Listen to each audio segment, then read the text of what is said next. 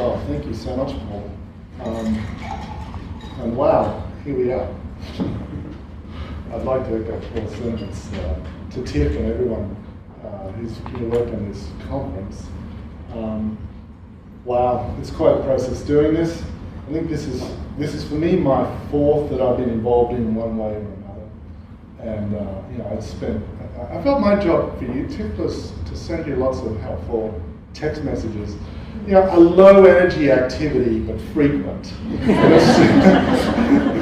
And that sort of reinforcement intermittently does seem to lead to persisting behaviour in certain directions. So, you know, that's been fantastic. And you know, I'd like to also, get a chance to do this at our AGM as well, but acknowledge Paul and your leadership over the last year. You know, I really love the way that you work to build consensus on our board. I mean, we have a board of fantastic people. And you know, the conference comes from the collected efforts of those people. And Paul, you've helped to guide us through some interesting times, shall I say that? And this conference is, you know, a manifestation of that. The sense of community we have is part of that. So, you know, this sort of presidential address, you know, could be a wonderful opportunity to do some really interesting academic talk, but I'm not doing that today. If you're interested in what I'm interested in, you've probably read all the same things as me, and that's wonderful. And if you're not, then start reading that stuff. You know, and I'm going to instead use this opportunity to speak from the heart and try and engage you in a call for action. About ANZ ACBS, about our region, about sort of our future. So first, you know, I'd like to say that following previous presidents, and think about the last two, oh my God, accomplished, you know, people of action, kind of like the John Pertwee era of Doctor Who, for those of you old enough to remember. He was sort of flamboyant, flashy, but he was into his gadgets and he got stuff done. And if you follow some, you know, people like that, you sort of wish that you might be this guy, right? Who, he's a little dark, you know, he's a little mysterious, but he absolutely saves the universe over and over again. You hope that you might be like this, but I fear well, I might be more this guy. And, so I'm going to spend this next year engaging in avoidance of being this guy. My interest today is to talk about our next decade. You know, we're here today because of all these collective efforts. It started 10 years ago. You know, the community we have now has been built from all of that. And, you know, we've achieved a lot. And yet there's still a long way to go, I think. And I want to sort of highlight the importance of ANZACBS and also, you know, challenge you a little bit to think about some directions that we might follow. I think to bring us all on the same page is to remember what contextual behavioural science is about. You know, it aims to apply advances in behavioural accounts of complex behaviours, most importantly, for the alleviation of human suffering and the advancement of human well-being. Baked into our science is, yes, wanting to change the world. That's baked in. We are not interested in just explaining stuff, right? Plenty of psychology is about that. We're interested in actually influencing and changing things. And that's what's drawn a lot of us to this. That's what makes us distinctive about this and important. Yeah? And each of us, you know, in this science is sort of like a custodian of it and an exemplar of it. And I think we do a good job, but I think we can do better. So think about our organisation itself. You know, we spent this decade promoting CBS in our region. You know, as a chapter, we're a bi-national chapter, right? And that creates interesting moments of conversation and tension. Right? Our two nations have some different histories in terms of, even if we think about their foundation, about social justice, about progressiveness or not, right? And bringing together of people from Australia and New Zealand, represented as on the board, represented as people here in the community, allows for some really interesting conversations to occur. It also challenges us to try and make ANZ relevant in both places. And I'd like to say that I think our next decade should be about us being relevant wherever you are in our region, right? Wherever you are. When you think of contextual behavioural science, you think ANZACBS. Yeah? So there's no mystery. I'm into ACT, I'm into functional analytic psychotherapy, I'm into behavioural activation, whatever. Hey, ANZACBS is one of the places that supports that. And there's our challenge, right? We are one of the largest chapters in ACBS. 650 members. It's a little bit of a moving target, membership numbers and chapters. And we're the most advanced chapter. Okay? So it's interesting internationally, people are looking to us about, hey, how do you guys organise your governance? How do you organise your elections? Many chapters in SIGs and ACBS don't even have regular elections. And mostly because those chapters and SIGs are led by a couple of people, the passionate people, and it's hard to find other people volunteering to step up. And we have been fortunate in 10 years, we've had a procession of people stepping up, right? And contributing. And on the other side of it, maybe Paul can appreciate, feeling the relief of the burden being lifted from their shoulders as they exit the board, right? But this is a big deal, putting on all these conferences and all of these events. We've also achieved things like having a charity status in Australia and New Zealand. This opens up possibilities about promoting contextual behavioural science that we haven't had before. And part of what's on the conference program, and I acknowledge you, Virginia, about what we've got on the conference program and the sort of selections are about this shift and move in our organisation. Can we make CBS more visible, more relevant to our societies? Right? Beyond therapies, right? To broad scale change. How do we do that? Because there will be people in this room, people in our membership, who will be, doing that. Okay?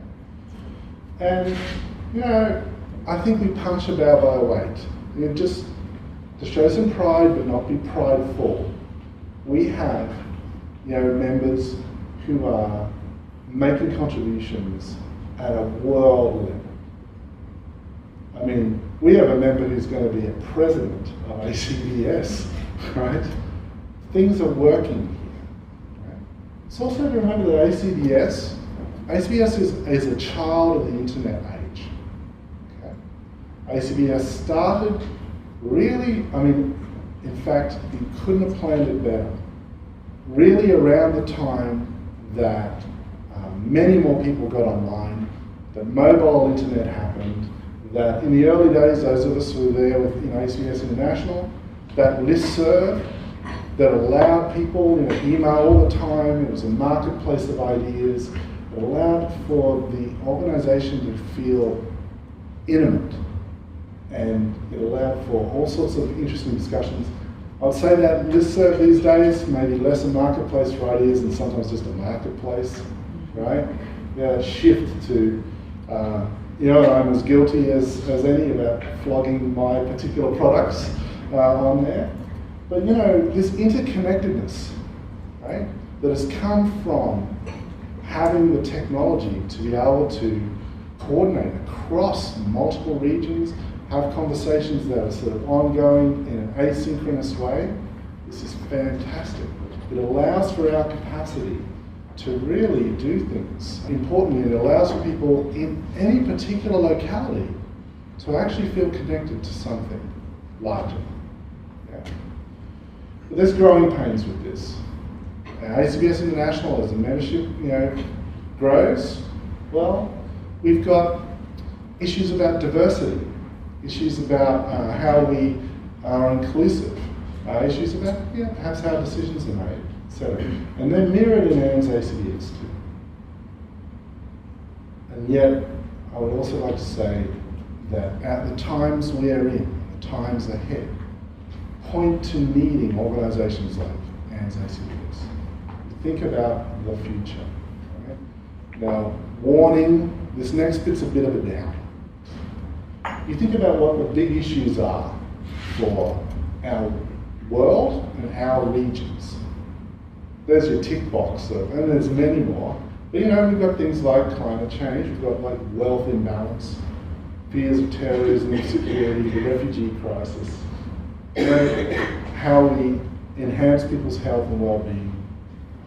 Experiences of discrimination and prejudice. I mean, I lived in my bubble and I thought, wow, we're past that. No, we're not past that, right? We're right back in that. Right? And of course, as we try to work to have many more people included of all sorts of backgrounds, of all sorts of creeds, then we're going to have to work out ways of working together. Some challenges there. And finally, about data capitalism. People know about that yet? I'll explain that in a second. So, climate change is real. It's something that we're going to have to deal with as a species. And it's likely that in the next while, there are going to be plenty of people displaced in our world due to climate change. So if the refugee crisis now is troubling folk, think about all of these places that are on this map going to be influenced in the next 50 to 100 years. Our societies are going to be faced with challenges of inclusion, challenges about resources. And already, in terms of other things other than climate change, war and conflict, there's plenty of internal displacement in the world. It's not going to stop anytime soon. So, as people, we're going to be more in contact with others who seem different, who challenge perhaps by their presence, and our political systems might play on this, what our values are, who we are. So, and our nations are places of refuge and safety. In Australia, politics sort of makes a big deal about refugees and asylum seekers, but as a percentage, we take it small. And our policies about treating folk who happen to go on that pathway, that blue one, in boats. Well, personally, my politics is that I don't stand for what's happening. And there's going to be increasing pressure about what we do, what's moral in our nations. You also think about wealth imbalance. And I was disturbed by this statistic. In 2015, the richest 62 people on the planet owned as much private net wealth as the poorer half of the planet. And as an example, in the US, there are 8 people who hold more wealth than the poorer half of people in the US. Okay? And in our nations, inequality, if you measure it by wealth, is increasing. Even in countries like Australia and New Zealand, who have been a little bit more egalitarian in terms of their economics. Some people would argue, I read Walter Scheidel's book. It's a very alarming book. It's about the history of violence across human history and its relationship to inequality. And basically his thesis in this book, once I put it down, I'm like, oh man, what are we going to do? His argument is that actually it's wars and plague, famine, systematic collapse that leads to greater equality That's actually what leads to equality. Not policies, this sort of thing. The great period of equality, the great compression, which is at the end of that chart there, that was the 2 world wars. The 2 world wars raised equality. Yeah, but look at the cost. Right? What are we going to do about this? Right? And his argument is, I mean, it's pretty dark. Unchecked, this inequality will increase until some calamity occurs to correct it. When you think about it in terms of health, and we are two of the leading nations in terms of self-ratings of health. So people, on average, in our countries are blessed with good health. You know, overall we're living for far longer, and our death rates have fallen in both Australia and New Zealand. Smoking and drinking at risky levels is declining. Cancer is increasing, and people's survival of cancer is increasing too. And chronic disease is common. Most of us, at some point, are going to be living with chronic disease in our lifetimes.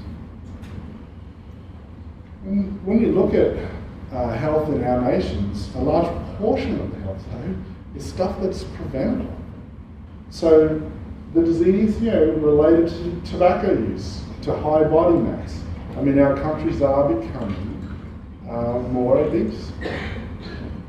Alcohol use, physical inactivity, sitting is the new smoking, I heard. I think I even heard the Prime Minister of Australia say that. Sitting is the new smoking. Just, you know, the number of steps that people are doing on average in both our nations is just reducing and reducing and reducing. And we're faced with challenges about better healthcare for folk with dementias, with mental health disorders and addiction. That's not a rosy picture all around, is it? There's certain folk in our societies who really are not benefiting from the wealth of our nations. So, you know, Indigenous Australians, Maori, tend to have poorer health, right? Tend to have lower life expectancy by perhaps a decade lower life, you know, in terms of lived years, right? A greater prevalence of diabetes and the complications. So Indigenous folk, Maori, are more likely to be hospitalised due to diabetes complications and die from those complications. And with mental health, which is harder to quantify, it does seem in both nations that again, Indigenous Australians and Maori have higher rates of hospitalisations for self-harm, higher rates of suicide. With the young people in both countries bearing the brunt of that. There's a lot of work for us to do. It's also that we don't seem to be getting along so well with each other lately. Right? So think about things like experiences of prejudice. In Australia, in 2016, 1 in 5 people living in Australia experienced racist abuse, and that's up from the year before. 50% in Australia again, 50% same-sex and gender-diverse young people experienced verbal abuse, 50%. The politics of the moment, I can only imagine that those rates are, you know, even worse. And then, you know, in New Zealand, 1 in 3 complaints are about some sort of racist prejudice statements. Finally, think about another problem. You know, here I am stating these statistics. There's a good chance you may not even hear these statistics if you live connected in any social media way, right? We are now in the age of the greatest surveillance ever of humans. I mean, East Germany has nothing on Facebook, okay, and Google. Right? And the evidence has certainly emerged that elections have been influenced by this sort of data capitalism. Okay? In Britain, they're trying to block Rupert Murdoch's Sky organisation from buying a big scraper of data.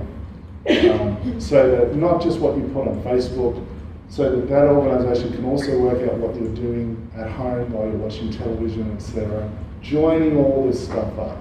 Those of you who've been on the listserv, you will have seen maybe Frank Bond's email about dealing with one of these data scraping firms where they were able to guess heaps of aspects about his lifestyle from a few algorithms and the available data on him in all the databases all over the place. So we live in a world now, and we talk about, fusion, right? Experience and your mind putting, things together. What about your whole experience of your society being mediated by unaccountable corporations? Okay. We're toast. And we won't even know it. So all these challenges require us to cooperate. These are challenges of cooperation. Okay, they're challenges of regulation, yes, and control and influence, but they involve us cooperating. Yeah. And this is why I think ANZACBS is so essential. We, out of many organisations, are trying to promote pro-social behaviours. And that's part of our deal, is fostering cooperation. And our nations need that, need those voices. If CBS's goal is to alleviate human suffering, advance their well-being, what is there to do? What can we do? Let's remember that we have some big ideas. We have the big idea of psychological flexibility. Wow. Across multiple contexts, right? We can think of various ways, again, and also across levels, of fostering, right? Ways for humans to be in contact with what already shows up and to respond, according to their values, rather than needing to get caught up or struggle with those experiences. And we're seeing a healthy diversity of ways of models trying to foster that psychological flexibility. We're also moving in an era, I would almost argue, we're starting to see a post-act world. Okay. I was at the World Congress for CBTs last year in Melbourne. Anyone else there? Yeah. Can I say between us, at the level of technique, we've won. So, don't want to be prideful about it, but I will be. Right? It's all over the place. Values, mindfulness, acceptance, all this sort of stuff, the level of technique in terms of cognitive behavioural therapy, it's in there. And now we look at set-piece things like, what's going to come ahead, like process-based CT, where people are starting to join together again about this idea of processes. Right? Or we look at clinical RFT. The future sort of looks really interesting, a post-act future, I would say. Yeah? One where we might be able to have very useful conversations with folk that we used to really argue terribly with. And one of our other big ideas is promoting processuality. The potential of this, the excitement around this, I think is terrific, and we need to, run our organisation in these ways. We need to foster, thinking and acting in ways that promote processuality. Think about like where I am. I work in an academic environment that seems to promote asshole-ish behaviours. Let's be honest, right? That's what it seems to promote. But it doesn't have to be like that. And I think about where I am and what I have influence over, and I'm not going to run my clinic like that. I'm not going to train the future like that. But it's hard to do that by myself. I need to have others with me, supporting me, to make, to do the behaviours that strengthen that it's okay to feel doubt, to feel uncertainty, to be unsure as you're learning to become a psychologist, for example. Right? And for me to model that. And so, another big idea, of course, are nurturing environments. We want to link CBS with our broader history. I mean, if you haven't read this book, read this book, because it's like, it lists every major advance since Skinner wrote about reinforcement, right? every major advance that again is not necessarily an individual therapy approach, it's a family approach, it's a society systems approach. There's a lot in behaviourism that we should, celebrate, but more importantly, go out there and do. We have good ideas, they're effective ideas. And finally, language is relational responding. In my humble opinion, this is probably the most exciting area. It's going to be decades in terms of work, but what will emerge from the labs will help to create new approaches to working with folk in ways that foster their well-being. And as we argue, this is a uniquely human experience. I mean, animals make some distinctions, but humans can derive relations that are obvious, and relations that are symbolic and arbitrary.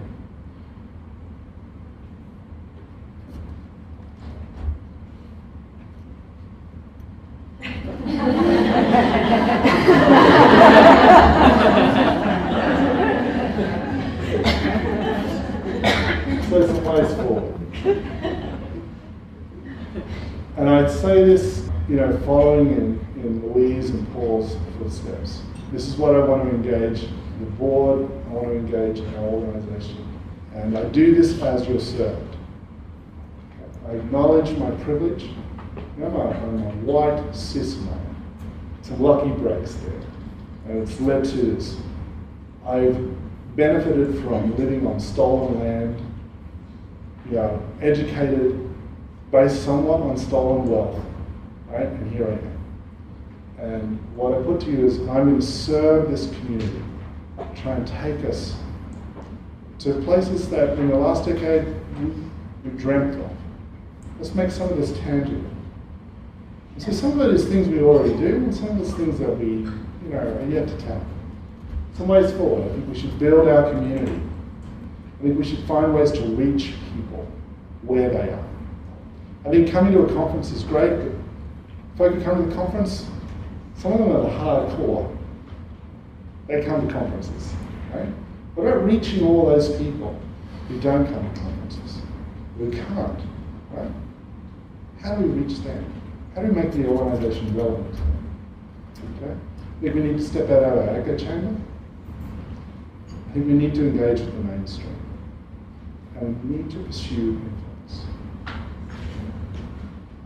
Building our community, or need more ways to share science and practice across our region. The conference is fantastic, and I don't think it's enough. I think that we need to use all the tools that are available to us to be able to spread this message across our region and handle the conversations that ensue. We need more ways to build local connections. So, if you're in Napier, ANZACBS is as important to you as if you live in Geraldton, not just Sydney and Melbourne and Auckland and Wellington, everywhere. How do we do that? We have the technology to be able to do that. We need to have more ways to bring people into the organisation. One thing I'm going to propose is that out of all this work, is we use more subcommittees, we use more working parties, we engage more people in the work of the organisation in ways where it's sustainable, doesn't burn folk out. Okay? And that more people are aware of what ANZ is doing inside and out.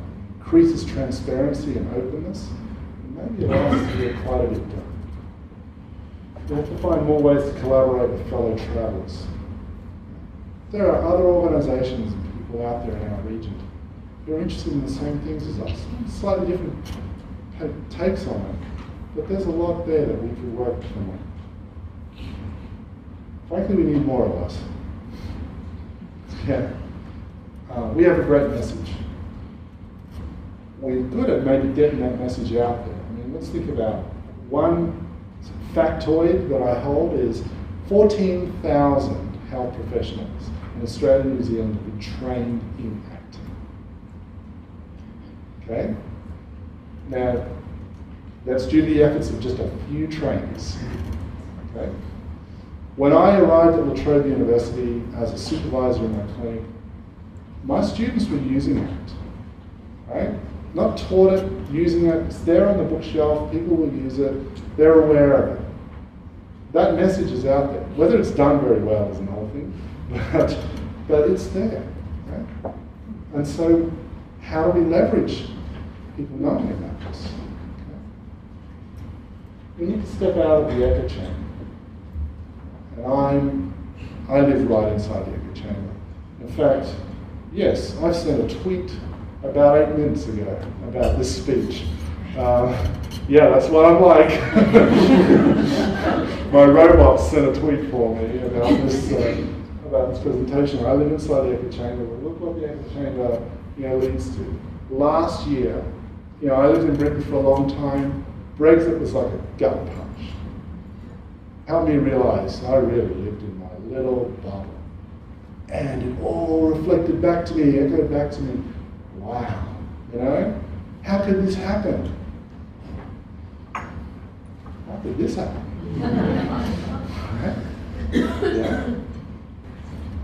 And yet, everything is reflecting, making, strengthening certain processes, and keeping us, just communicating with like-minded folk. There's a tyranny about this, right? Wow, I'm engaged, right? That swipe to refresh feature? You don't need to do, the technology's there, you don't need to do that anymore. Push technology, it's there because what's it like? Swiping up, right? Okay? We are inside that. And then there are new features. Oh man, I only give this much special to special people. I hope they feel it. Right? Okay? And then, of course, you run into, the rest of the world. So we've got a few examples here of discourse both inside our community and outside. And the thing is, the echo chamber sort of feel the love of ACBS, CBS community, it's wonderful, and yet it also, I'm sorry Paul, it's a little bit traumatic, one of those, at least one of those. But it sort of keeps us in this sort of, I would speak for myself, complacent, everyone agrees sort of mode, this is wonderful, and then you run into, not everyone agrees with you, and in fact, at least some of this stuff is what we need. Okay, some of it's rough and just rude, but this is how ideas get tested in a science-based way, to destruction. We need critics. Can we handle having critics? Out of the echo chamber and into the mainstream. What will it take for more of us to swim in the mainstream? To take CBS to places where influential conversations happen. Again, the conference program reflects some of that. How could we take those steps? Could our organisation as a charity become a campaigning organisation? Standing, yes. That was a very loud whisper. Stand up for stuff.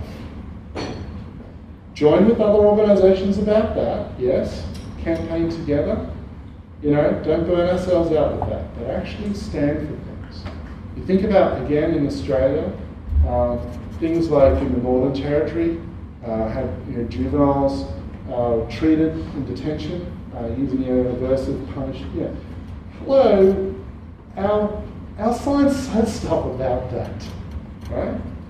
Perhaps we can make statements like that. And you think about, in Australia anyway, the Australian Psychological Society has only recently become a campaigning organisation, turned in that direction. If we want more members, I'll say as a demographic change, millennials need to join organisations that matter, that do things. I think just being a scientific organisation may not be enough. But in fact, actually, it might be in our interests to actually campaign as well if we actually want to have engaged members. So, but it's going to be about building capabilities. Campaign and deal with some of the blowback. How do we support ourselves while doing that? How does the organisation sort of deal with some of the the risk to do with, say, campaigning and standing up and stuff. These are all soluble issues. Okay. We want to build the capacity so that the conversation about the science and practice of CBS is not left to 5 people, or whatever number it is, that is actually how many people in this room and our membership could be the public face of CBS. In fact, if we had many more people, we were reflecting the diversity of our organisation.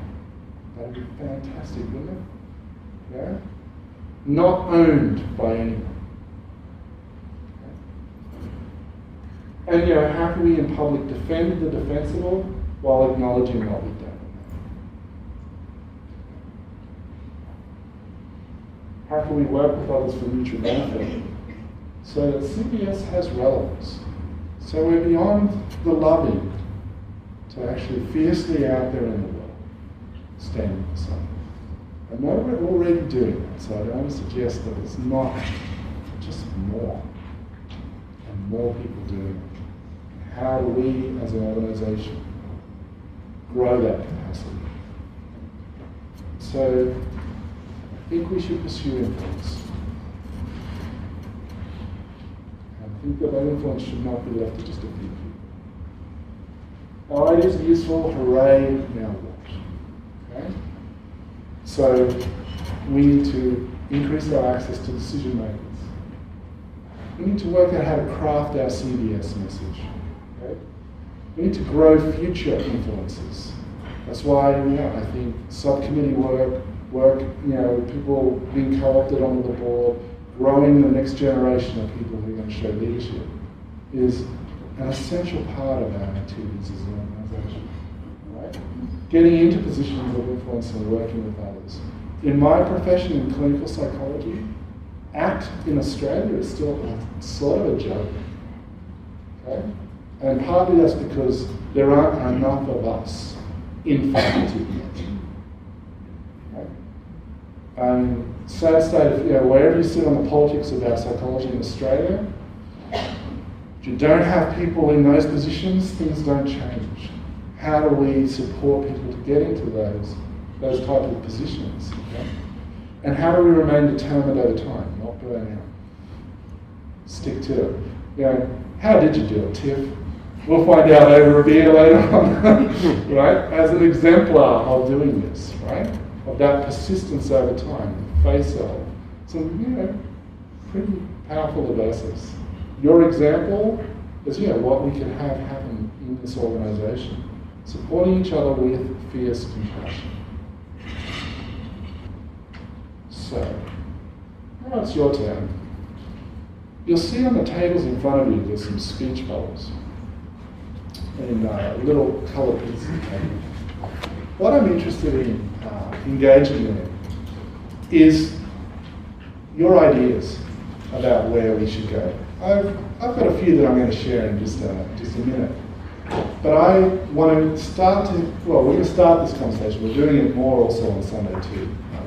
We've got a strategic meeting involving whoever is here about where the organisation is going. But I want to start seeding this.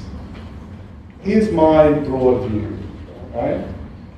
Well, what's your view? Where should ANZ focus its energies? Okay?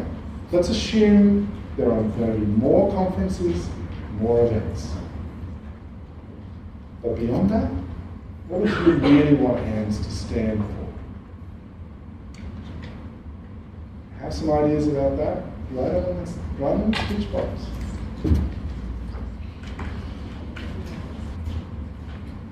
And it's okay if nothing comes to mind straight away. You can let it percolate. We can collect these over the course of the conference, and if you're here on Sunday after the conference, we really do welcome your contribution. You've got some ideas. So, what can our diverse organisation do that would really make a difference? I'm going to present 5 ideas. And I'm going to present these saying, I'm not sour on man. Okay. So there are 5 ideas I have. Some of them the board already know about, right? Some of them you'll be able to predict, right? And they're an invitation. And some of them will fly, some of them won't. Okay? It's not about control and influence in that sense. It's about working with others to actually make the organisation even more relevant. So it's not 5 ideas to rule them all. Some of them are pretty dodgy ideas. It's a Sinclair C5 for those of you who it was going to revolutionise transport in Britain in the early 80s. It didn't. All right, here's a few ideas. Ones that we're already pursuing. Student outreach. Okay?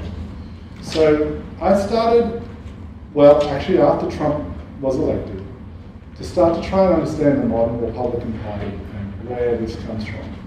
And you know, the modern Republican Party, the US Republican Party, are also trying to work out this. And in both the Republican Party and the Democrats, they don't leave it to chance about the future, about the intellectuals, the young people who are going to possibly be the leadership of their party. They have ideological camps. They have meetings. They read Thomas Paine, you know, outside of, you know, college classes now. Admittedly, they're geeky individuals who do this, right? But they start to bring in and educate the future outside of other formal structures. So sometimes people go, well, why isn't ACT or CBS taught an undergraduate curriculum at university? Why isn't it there? Well, partly it's there because there aren't a lot of people to teach it, and partly because we haven't agitated really for it to be on prime time in terms of Australian and New Zealand education. But part of it is like, why wait? Why don't we do this ourselves, right? Why don't we as an organisation actually reach out to students and start teaching them the secret history? If you think that behaviourism is dead, well, we might help you to realise it just smells funny, it's not dead. So an example of this is something we did recently in Melbourne, back study day, and so promoting CBS directly to students with low-cost events. We're working on building a common curriculum and slides and resources. So wherever you do this, you don't need to do it yourself. You can actually access a common set of resources about it, perhaps get some mentoring and support around doing it, right? We're evaluating the format and structure, right? So in Melbourne was like a test lab for this, and we can keep doing this in other regions in Australia and New Zealand, and have ANZACBS run the bookings and everything for them. Okay? You know, aiming to increase, you know, interest and familiarity with CBS, and yes, stimulate demand for, you know, there's a few people are going to go on and want to do research at honours level or after in CBS. And what we find is that we are missing, basically we're missing the boat. By the time people come to doing a thesis, it's like they haven't heard about this. They're not going to necessarily do any research in this. So why don't we reach in and do this? And it's kind of fun too, let's say that. We also need to do things like we need to support early career researchers, well, probably researchers in general, I want to show them some love. But particularly early career researchers. You know, we have, in our region, we've got probably at least three people who've done PhDs in relational frame theory.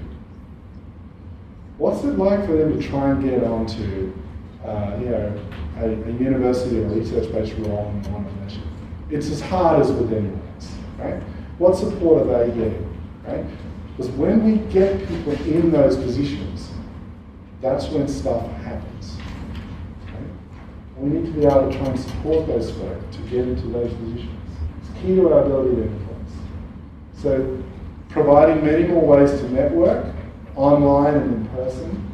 Yes, providing small-scale grants, which is what we're already doing. Promotion regional research, so getting the message out there. and building collaborations and leadership. Mainstreaming this, you know, for example, again, sorry my examples are a little bit Australian, but you know, in my area, having people present at the FEMS conference, the Mental Health Services Conference, big conference that is very influential in public sector services, or presenting at the AACBS conference, a really mainstream CBT conference. How do we support early career folk to be doing stuff like that so that the word gets out? Then more generally, connecting through webinars and local events. It's already stuff that we've been doing, and you know, we've been fortunate to have some fantastic speakers in that first round of webinars, right? So the webinar thing, I think that we need to shift from, yes, the big speakers, to you. To ANZ, ACBS hosting plenty of ways of connecting and getting together around all sorts of topics. It's cheap and it's possible, right? The equivalent of an online pub talk. Bring your own, beverage, right? But that's possible. And then also, meet space real-time interactions. How do we support pub talks or low-cost uni meetups or whatever it is in our regions? Again, this is possible. We're moving hands from the conference, big workshop thing to a distributed network of meetings. I think that we also need to build capacity and stand up for what is best practice. Right? 14,000 people have had our training. How many of them do you think are competent?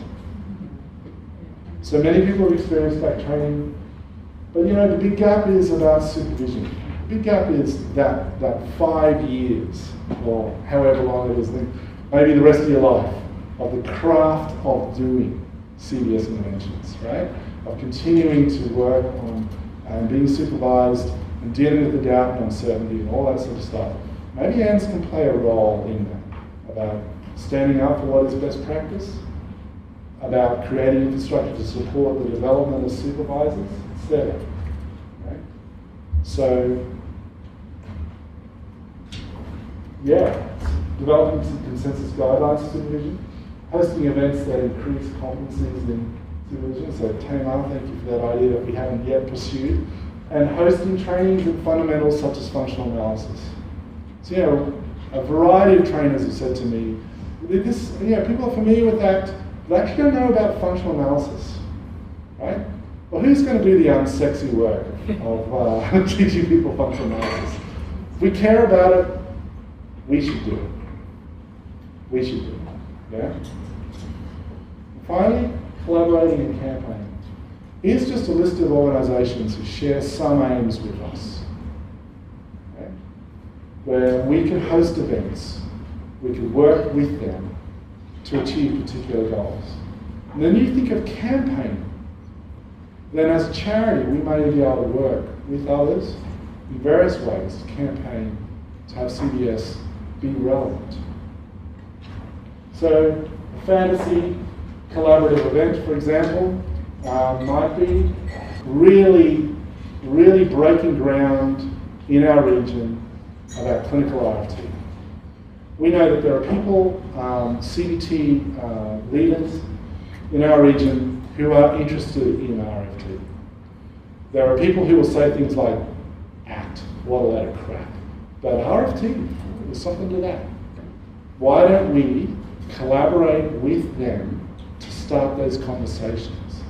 Cross-fertilisation, or reticulation. I'm an old country boy from Queensland. I thought I knew what reticulation was, which is a way of hydrating my farm.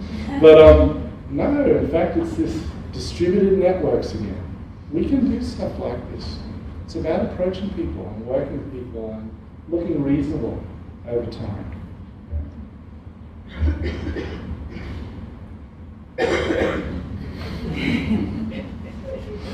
So, hopefully that's at least encourages some thinking and feeling about this.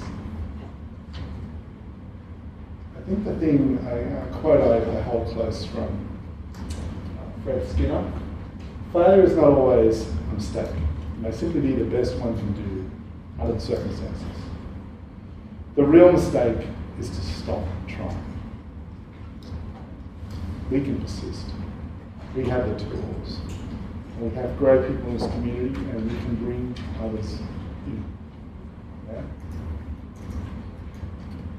So let's see where we can go.